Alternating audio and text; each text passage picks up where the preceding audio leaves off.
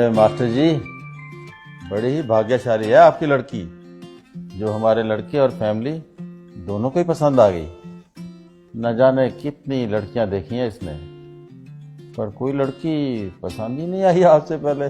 बड़ी ही समझदार और संस्कारों वाली है हमारी बेटी। हमारा बेटा भी किसी मामले में कम नहीं है, लाखों में एक है हमारा लाल। जी ये तो और भी अच्छी बात है। अजय, मैं तो कहता हूँ ज्यादा सोचने की जरूरत ही नहीं। अरे एक अच्छा सा मुहूर्त निकालिए और निपटा देते हैं शुभ काम को।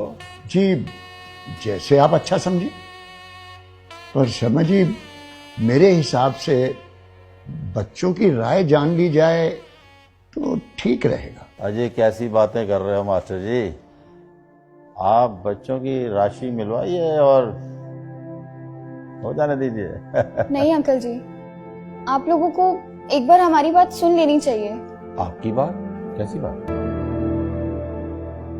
हमारी कुछ मांगे हैं। मांगे? मांगे कैसी?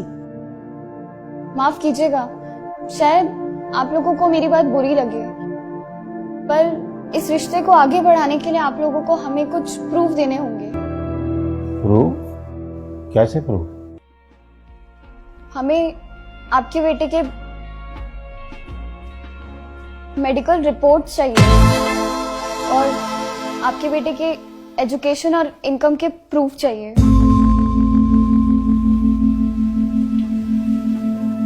पुलिस वेरिफिकेशन के साथ आपके बेटे का कैरेक्टर सर्टिफिकेट और जिस घर में आप लोग रह रहे हैं उस घर का ओनरशिप प्रूफ चाहिए। ये सभी प्रूफ देने के बाद फिर चाहे राशि मिले ना मिले, हम इस रिश्ते के लिए तैयार हैं। मास्टर जी, ये सब क्या है?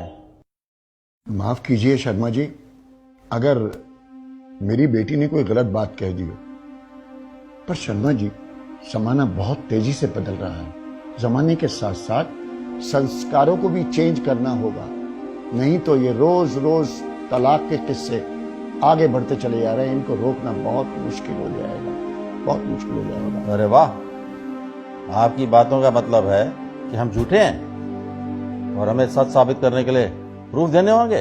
अरे वाह। सुनो जी, मास्टर जी को भी बात करने का मौका दो। कहिए मास्टर जी, क्या है आपके मन में? शर्मा जी, हम ये नहीं कह रहे कि आप झूठे हैं, पर अगर आप गलत नहीं हैं तो मुझे नहीं लगता कि प्रूफ देने में आपको कोई परेशानी होनी चाहिए। शर्मा जी, मेरी पत्नी के देहांत के बाद मेरी दोनों बेटियां कभी भी मुझसे एक पल के लिए दूर नहीं हुई।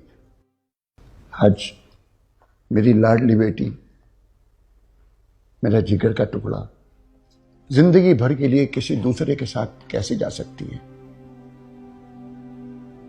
ये जाने बिना कि वो कौन है, कहां से आया है, क्या मेरी बिटिया को अच्छी तरह रख पाएगा?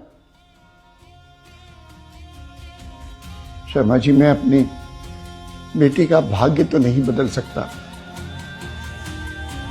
लेकिन उसके अच्छे भाग्य के लिए प्रयास तो कर ही सकता हूं, प्रयास तो कर ही सकता हूं।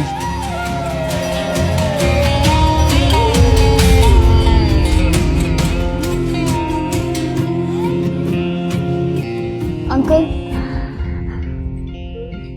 अंकल अब आप ही बताइए, एक सिर्फ न्यूज़पेपर की एड के बेस पे कैसे मेरे पापा किसी के भी हाथ में मेरा हाथ सौंप सकते हैं? कैसे विश्वास कर ले इन न्यूज़पेपर वालों के ऊपर जो पैसे लेकर किसी के बारे में कुछ भी छाप सकते हैं?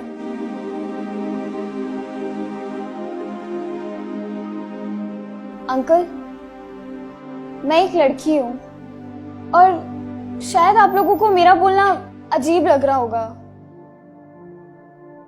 पर अंकल आपको पता है आजकल सिर्फ 23% तलाक विचार ना मिलने की वजह से और 77% तलाक झूठ के बुनियाद पे रिश्ते बनने की वजह से हो रहे हैं। हम लोग भेड़ चाल की तरह बेटी बचाओ बेटी पढ़ाओ के चक्कर में बेटियों को बसाना भूलते जा रहे हैं।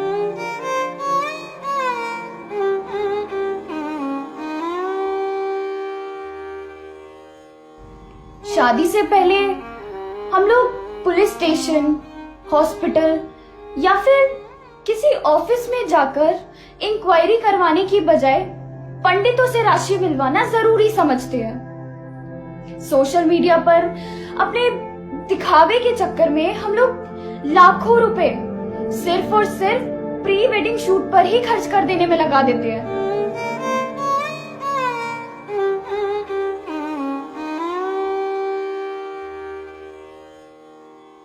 हमारे हिसाब से प्री वेडिंग शूट के बजाय अगर प्री वेडिंग इंक्वायरी पर ध्यान दिया जाए तो शायद ये तलाक के किस्से कुछ कम हो सकते हैं। और अंकल, हम ये नहीं कह रहे हैं कि लड़के या लड़के वाले ही गलत होते हैं। ताली दोनों हाथों से बजती है। इसलिए आपके प्रूफ लेने से पहले हम आपको वो सारे प्रूफ देना चाहते हैं जो हम लोगों ने आपसे मांगे हैं।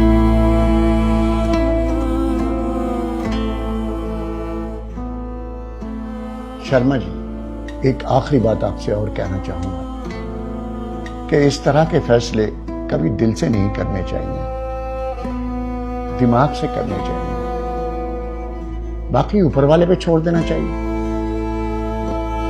उसके आगे आपकी मर्जी।